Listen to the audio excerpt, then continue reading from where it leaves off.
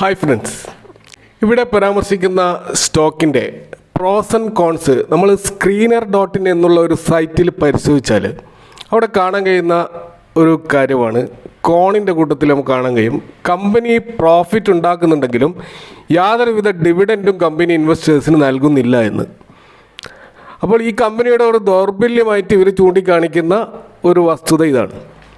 അപ്പോൾ അങ്ങനെയുള്ളൊരു കമ്പനിയാണ് ഇപ്പോൾ വലിയൊരു ഡിവിഡൻഡ് പ്രഖ്യാപിച്ചിട്ടുള്ളത്. കമ്പനിയുടെ ഡിവിഡൻഡ് ഈൽഡ് നമുക്ക് കാണാൻ കഴിയും. കഴിഞ്ഞ വർഷത്തെ ഡിവിഡൻഡ് ഈൽഡ് മൊത്തത്തിൽ നോക്കുമ്പോൾ 0 ആണ്. അപ്പോൾ ഇങ്ങനെയുള്ളൊരു കമ്പനിയാണ് 118 രൂപയുടെ ഡിവിഡൻഡ് പ്രഖ്യാപിച്ചത്.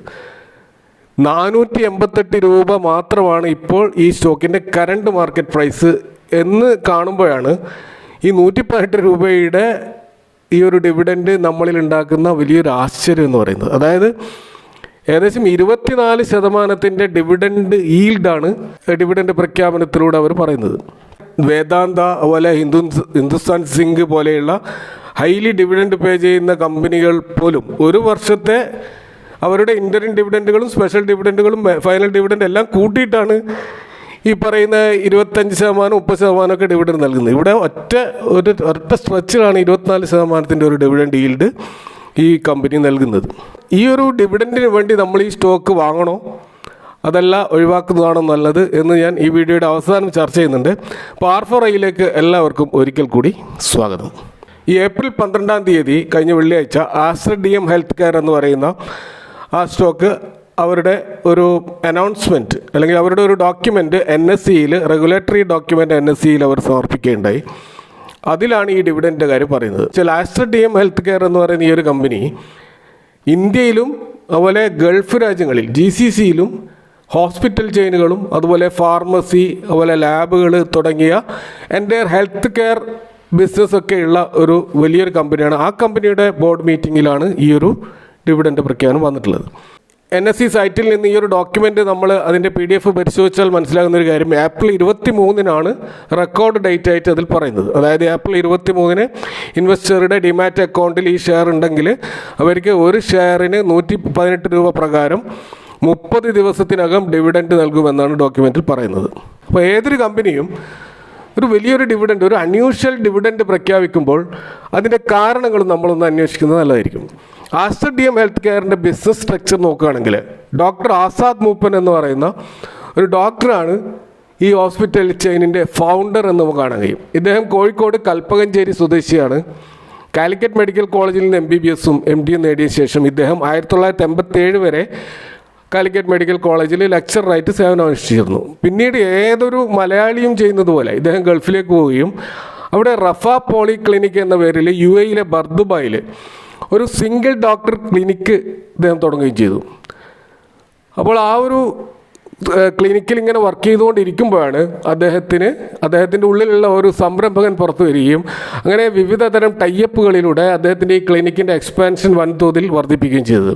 പിന്നീട് വിവിധ എക്സ്പാൻഷൻ പ്ലാനിലൂടെ വലിയൊരു ഗ്ലോബൽ നെറ്റ്വർക്കായി മാറിയ ആസ്റ്റർ DM ഹെൽത്ത് കെയർ പിന്നീട് 7-ലധികം രാജ്യങ്ങളിൽ പടർന്നു പന്തലിച്ചു.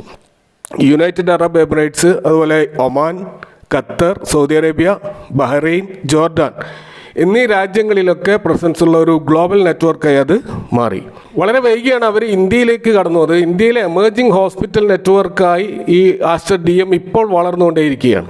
ഈ കമ്പനിക്ക് ഹോസ്പിറ്റലുകളും ക്ലിനിക്കുകളും ഫാർമസികളും അതുപോലെ ലാബുകളും ഒക്കെ അടക്കം ഇന്ത്യയിൽ, കേരളത്തിലും കർണാടകയിലും മഹാരാഷ്ട്രയിലും തെലങ്കാനയിലുമൊക്കെ ഇവർക്ക് ഹോസ്പിറ്റലുകളുണ്ട്. കൂടാതെ ഇവർ തമിഴ്നാട്ടിൽ പുതിയ പ്രൊജക്റ്റിൻ്റെ പരിപാടികളുമായിട്ട് മുന്നോട്ട് പോയിക്കൊണ്ടിരിക്കുകയാണ്. മൊത്തത്തിൽ 19ഓളം ഹോസ്പിറ്റലുകൾ ഇന്ത്യയിലും 13ഓളം ക്ലിനിക്കുകളും 226ഓളം ഫാർമസികളും 251ഓളം ലാബുകളും നമുക്ക് കാണാൻ കഴിയും.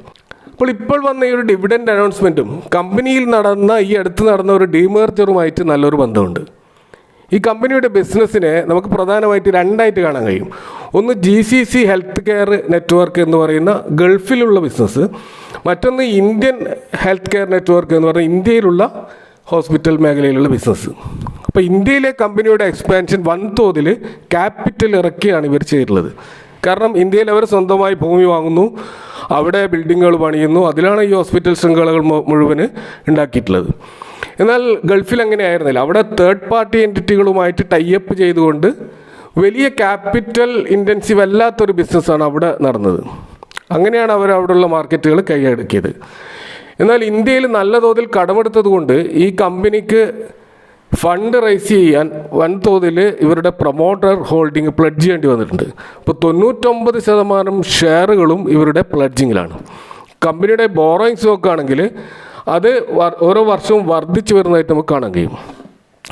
അതുപോലെ കമ്പനിയുടെ ക്യാഷ് റിസർവ് ഈ മൊത്തം ഡെപ്റ്റിനേക്കാൾ കുറവാണെന്ന് നമുക്ക് കാണാൻ കഴിയും. അപ്പോൾ ഇവിടെ ഈ ഡാറ്റയിൽ ഡെപ്റ്റ് ടു ഇക്വിറ്റി റേഷ്യോ 1 കൂടുതലാണെന്ന് നമുക്ക് വ്യക്തമായി കാണാൻ കഴിയും. അതുകൊണ്ട് ഇതൊരു ഹൈലി ഡെപ്റ്റ് ഓറിയൻറ്റഡ് ആയിട്ടുള്ളൊരു കമ്പനിയാണ്. അപ്പോൾ ഈ ഒരു പ്രതിസന്ധി മറികടക്കാൻ ആസ്റ്റർ ഡി എം അവരുടെ ഗൾഫിലുള്ള GCC ബിസിനസ്സിനെയും ഇന്ത്യയിലുള്ള ബിസിനസ്സിനെയും രണ്ടായി ഡീമേർജ് ചെയ്ത് 2 എൻറ്റിറ്റികളായിട്ട് മാറ്റാൻ തീരുമാനിച്ചു. അങ്ങനെ 2 എൻറ്റിറ്റികളായിട്ടുള്ള ഈ ഒരു ബിസിനസ്സിൽ ആസ്റ്റർ ഡി എം പ്രൊമോട്ടേഴ്സിന് അവരുടെ ഏകദേശം 65% ഹോൾഡിങ് അവർ GCC ഹോൾഡിംഗ് എന്ന കമ്പനിക്ക് വിൽക്കുകയാണ് ഉണ്ടായത്. അപ്പോൾ ഈ ഒരു ഡീലിലൂടെ ഏകദേശം $1651 മില്യൺ ഇവർ കൈക്കുക. അതായത് ഏകദേശം 13,540 കോടിയോളം രൂപ ഇവർക്ക് സ്വരൂപിക്കാൻ കഴിഞ്ഞു. അപ്പോൾ ഇത് കമ്പനിയുടെ ഡെപ്റ്റ് റിഡക്ഷന് വേണ്ടിയിട്ടും ഇന്ത്യയിലുള്ള പുതിയ പ്രൊജക്റ്റുകളുടെ എക്സ്പാൻഷന് വേണ്ടിയിട്ടും ഈ തുക ഉപയോഗപ്പെടുത്താൻ അവർക്ക് കഴിയും. ഇങ്ങനെ സർപ്ലസ് ആയിട്ട് കുറേ ക്യാഷ് വന്നതുകൊണ്ടാണ് ഇൻവെസ്റ്റേഴ്സിന് ഇങ്ങനെ ഒരു ഡിവിഡൻഡ് നൽകാൻ കമ്പനിയെ പ്രേരിപ്പിച്ചിട്ടുള്ളത്. അപ്പോൾ ഈ ഒരു ഡിവിഡൻഡിലൂടെ മേജർ സ്പോൺസേഴ്സ് ആയിട്ടുള്ള പ്രൊമോട്ടേഴ്സിനും ഫോറിൻ ഇൻവെസ്റ്റേഴ്സിനും ഒക്കെ ആയിരിക്കും മെയിനായിട്ട് ഈ ഡിവിഡൻഡൊക്കെ കിട്ടാൻ പോകുന്നത്. കാരണം ഈ സ്റ്റോക്കിൽ ഏകദേശം 10% ഷെയർ മാത്രമാണ് പബ്ലിക്കിൻ്റെ കയ്യിലുള്ളത്. ബാക്കി മുഴുവനും DIS, FIAസും അതുപോലെ പ്രൊമോട്ടേഴ്സിൻ്റെയും കയ്യിലാണ്. അപ്പോൾ പ്രൊമോട്ടേഴ്സിന് നല്ലൊരു തുക കിട്ടുന്നത് കൊണ്ട് തന്നെ അവരുടെ ആ ഒരു പ്ലഡ്ജ്ഡ് ഷെയർസൊക്കെ അവർക്ക് ഇനി അൺപ്ലഡ്ജ് ചെയ്തുകൊണ്ട് തിരിച്ചെടുക്കാൻ സാധിക്കും. അങ്ങനെ കമ്പനി കൂടുതൽ ശക്തമായിട്ട് മാർക്കറ്റിലേക്ക് അവർക്ക് അവരുടെ ബിസിനസ് എക്സ്പാൻഷൻ വളർത്തിക്കൊണ്ടുപോകാൻ കഴിയും എന്നുള്ള ഒരു വിശ്വാസമാണ് ഈ ഒരു ഡീമേർജറിലൂടെ അവർ നേടിയെടുത്തിട്ടുള്ളത്. അപ്പോൾ കഴിഞ്ഞ ഒരു വർഷം ഈ കമ്പനി 94% വമ്പിച്ച റിട്ടേൺ നൽകിയത് കാണാം. ഇനി ലോങ് ടേമിൽ 5 വർഷത്തെ റിട്ടേൺ നോക്കുകയാണെങ്കിലും 232% റിട്ടേൺ, നിഫ്റ്റിയെ ബീറ്റ് ചെയ്തുകൊണ്ട് നിഫ്റ്റിയേക്കാൾ ഇരട്ടി റിട്ടേൺ നൽകിയ ഒരു സ്റ്റോക്കാണ് ആസ്റ്റർ ഡി എം എന്ന് നമുക്ക് കാണാൻ കഴിയും. കഴിഞ്ഞ ഒരു മാസം 14% ഈ സ്റ്റോക്ക് കയറിയതായിട്ട് കാണാം. അപ്പോൾ ഡീമർജർ ന്യൂസ് വന്നപ്പോൾ ചെറിയൊരു ഡിപ്പ് ഈ സ്റ്റോക്കിലുണ്ടായിരുന്നു. പക്ഷേ പിന്നീട് ആ സെറ്റിൽമെൻറ്റൊക്കെ ആസ്റ്റർ ഡി എമ്മിന് അനുകൂലമായി വന്നതുകൊണ്ട് ഈ സ്റ്റോക്കിലൊരു റിക്കവറി നമുക്ക് കാണാൻ കഴിയും. സ്റ്റോക്ക് ഇപ്പോൾ അതിൻ്റെ ഓൾ ടൈം ഹൈ ആയ 501 എന്നുള്ള ഒരു പ്രൈസ് ലെവലിലേക്ക് മുന്നോട്ട് പോയിക്കൊണ്ടിരിക്കുകയാണ്. അപ്പോൾ ഇപ്പോൾ വന്നിട്ടുള്ള ഈ ഒരു 118 രൂപയുടെ ഡിവിഡൻഡ് പ്രഖ്യാപനം ഈ സ്റ്റോക്കിൽ ഇനിയും ഒരു റാലി സൃഷ്ടിച്ചേക്കാം. ചിലപ്പോൾ അത് ഓൾ ടൈം ഹൈ ക്രോസ് ചെയ്തുകൊണ്ട് മുന്നോട്ടേക്ക് പോയേക്കാം.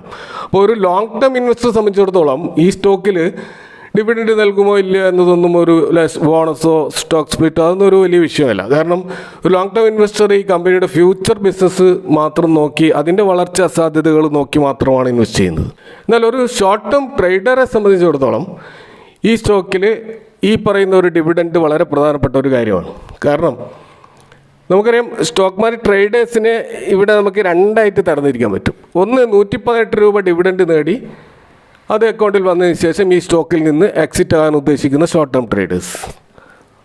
അപ്പോൾ അവർക്കത് എത്രമാത്രം ഗുണകരമാകുമെന്ന് നമുക്ക് കണ്ടു തന്നെ അറിയണം.